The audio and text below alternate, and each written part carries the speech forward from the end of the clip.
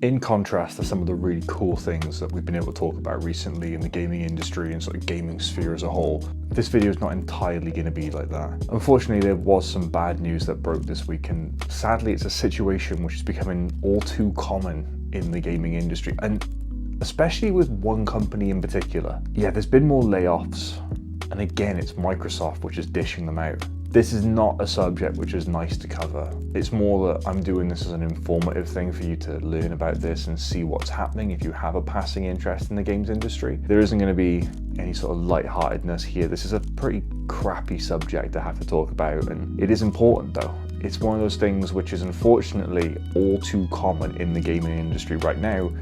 Is studios and games and publishers just getting sunset, cancelled or closed, whichever one it is, and it's never ever been a good thing. I'm sure there's a lot of big business reasons as to why, but from a consumer point of view, it just doesn't seem to add up half the time. Like sure, if a company or a studio has got a terrible track record, that's one thing. But we're talking about studios and teams which didn't really get a chance to get off the ground before they got pulled. What's even worse is that they're not even guaranteed another job after this. They're basically being told that they have to apply for certain positions and hope that they'll get in. They'll be treated more favorably because of their past experience and where they're coming from with this position, but still, that's still not a guarantee. Pure Xbox is where we're going to be looking for the quotes and sort of information today. And the first one I want to read out to you is from Phil Spencer himself.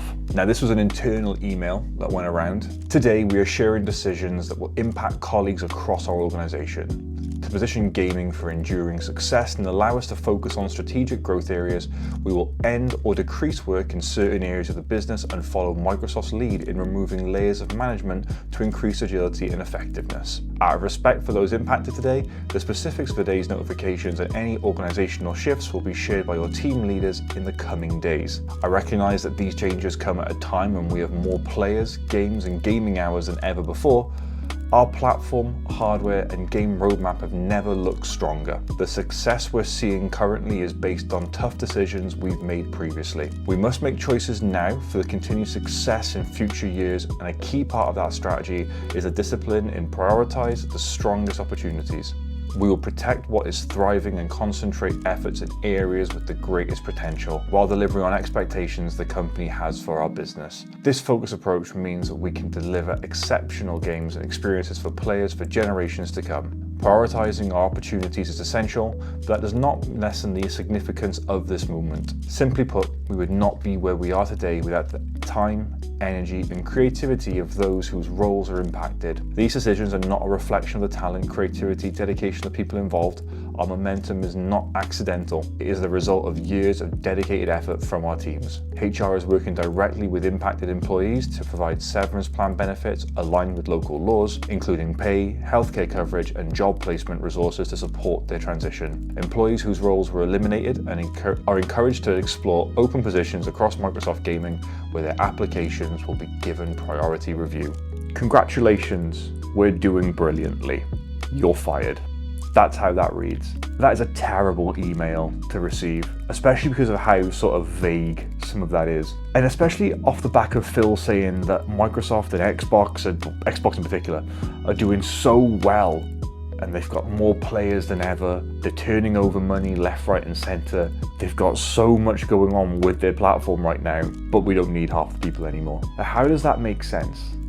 That makes from the outside, it makes no sense to me. Like, I'm just someone sat in his office room recording videos in front of two lights here, but it sucks because even though it doesn't directly impact me, it was something that you never want to receive. These people have worked hard. Like he says in that email, those are the people who have made that company what it is. Yes, you know, you've got the directors and CEOs at the top, like pushing things along, but without the devs, without the designers, without all the technicians, you have nothing. And after the work is done, they're just being kicked to the curb. Turns out as well that at the bottom of this article, it does state that this is mainly to do with the EU teams as well. So if US team members are getting this information via these news websites, I'd hate to be them right now, because all of a sudden you're questioning everything. It's a horrible predicament to be in, and it's not something which is fun. And as someone who consumes what these people produce, these people have produced quality games.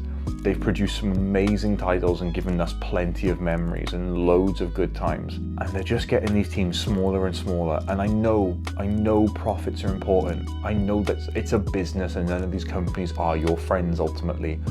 But still, it sucks to know that the people who put their hard effort, their time, their work, their energy into these passion projects are just being put to the side.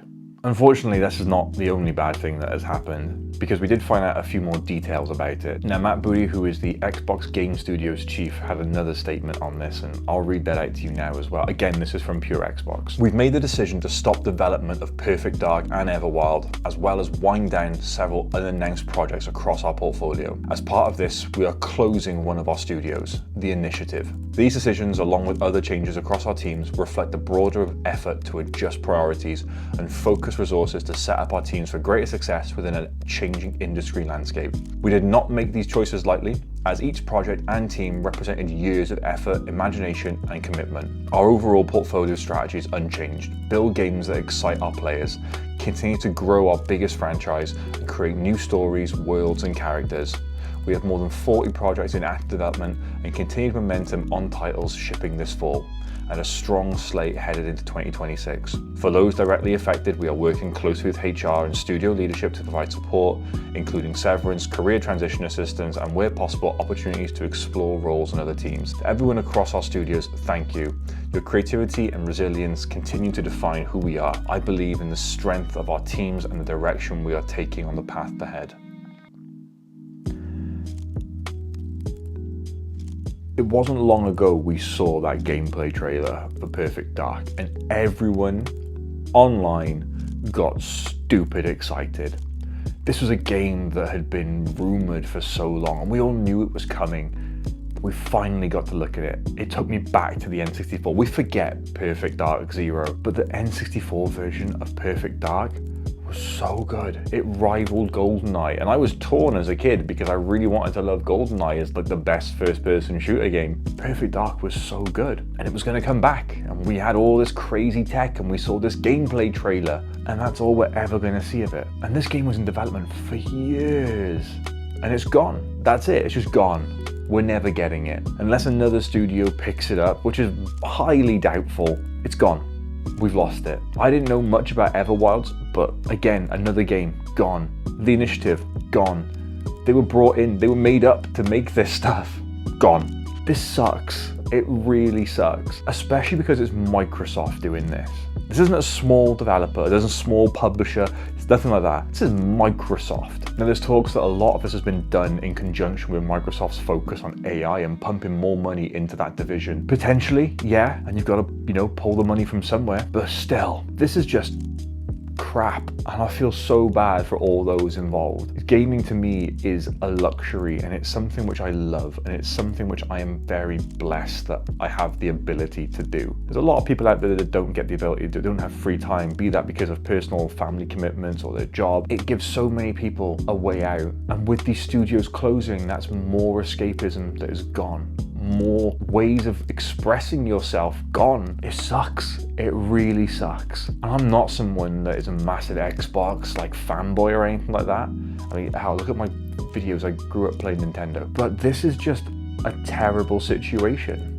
Because if Microsoft can do it, what's to stop Sony? What's to stop Nintendo doing stuff? I know things work a little bit different with the Japanese companies, but still, it makes you think. But yeah, that's what I wanted to talk about. That I wanted just to share my views on it, and if anyone out there from those studios has been affected and is somehow watching this video, my thoughts go out to you, and I really hope that you can get yourselves all sorted and back on your feet. And to those of you that are out there thinking this, doesn't affect me, doesn't affect you yet. We don't know what the future holds. None of us do. Some of us get dealt some really weird cards in life. Trust me, I know. There's no funny send off on this one. It just sucks.